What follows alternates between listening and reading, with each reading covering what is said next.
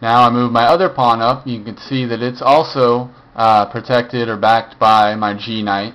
So even if he does take it, I can go ahead and take it back with my knight. Now I've developed my knight, albeit on the side of the board, but it's still in a pretty good position. I can also, from there, bring it over here to F6, and since it's defended by my G pawn, he won't be able to take it. Now my knight's in the middle of his territory, creating havoc, and it would threaten his H pawn, and I could move it to another square down there and begin to really cause him problems. So that's why I chose that move. He's moving his king over now. He is trying to get his king out to where it can help as an offensive player or help to defend some of his other pieces. Now you can see with that H pawn, if we go back, I had the option to take his G pawn, but what would happen there, he would obviously capture back with his H pawn, and now the whole H file would be open, which would do no good. My knight couldn't go over there, it would be captured. There's no pieces, no rooks, nothing can move along this file, so it would still be closed.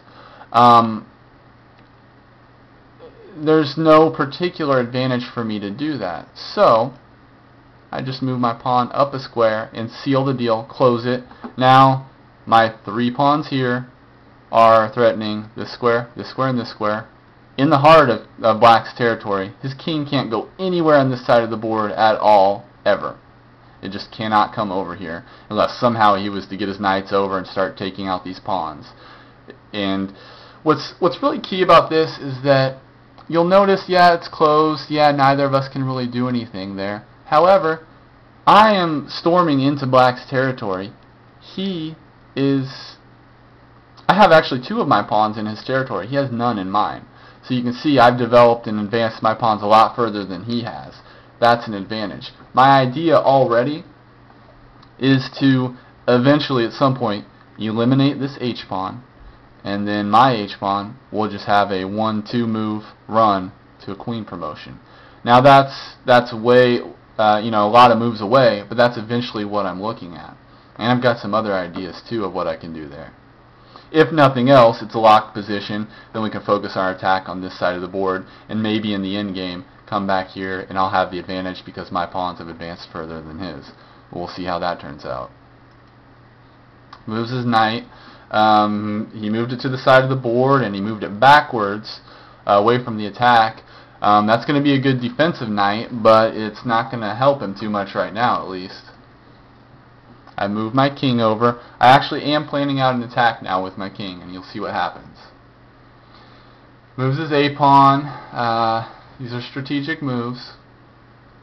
Now I move my knight to the bottom of the board. You can see our knights are actually on the same file, both at the edge of the board here. He's moving his king to the center. That's as close as his king's ever going to come to the center because of, he obviously cannot move here to E5. Now I move my knight back up. You'll see we kind of have to move our knights in these weird directions because of their L formation, or the L-shaped move that they move in. So what may look like kind of a weird move, moving it out of the way, its next move it'll come back into where we want it.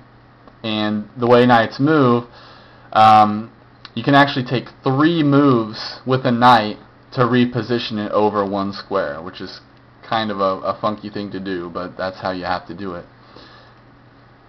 And you'll see he did the same thing. He moved his knight back to this rank so that he could reposition it up here. Now I've got my knight on a pretty good square, threatening either of these pawns over here. And they're protected right now, but they won't always be protected because of the move I'm planning here. He moves his king over, but he can't take that knight, so he's trapped. He can't really do much. He's just going to sit there. That move really does nothing for him at this point. Now I move my king up. This is a turning point because now his knight's threatened. He can't move it anywhere, or he can move it to 2 squares over my territory. They'll both be captured by a pawn.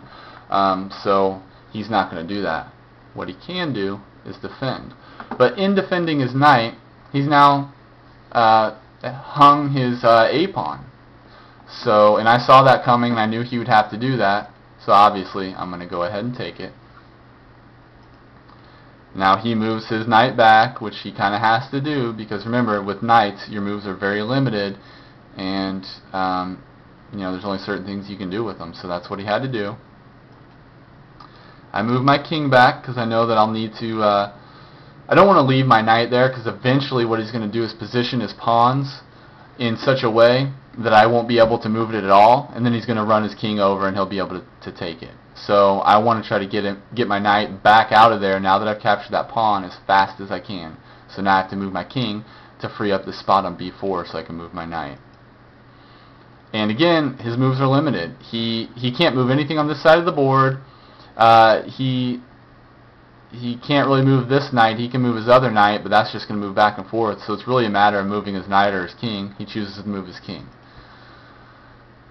Now I move my knight away. Now keep in mind, I am up that pawn that I stole, and really all I did was just go in there, steal his pawn, and now I'm retreating. So that was definitely a good move for me. He's moving his king around. I move my other knight around. One thing I neglected to mention was that the knight up here on g3, it was stationed there to potentially make a play, a sacrifice, take one of his pawns. He could either accept the exchange or just simply lose the pawn. If he accepted the exchange, though, he would have to take it with another pawn. That would free up the file, and then I could begin to run my pawns down to promote to queen. So that's kind of why he had to keep his king over here to help prevent that.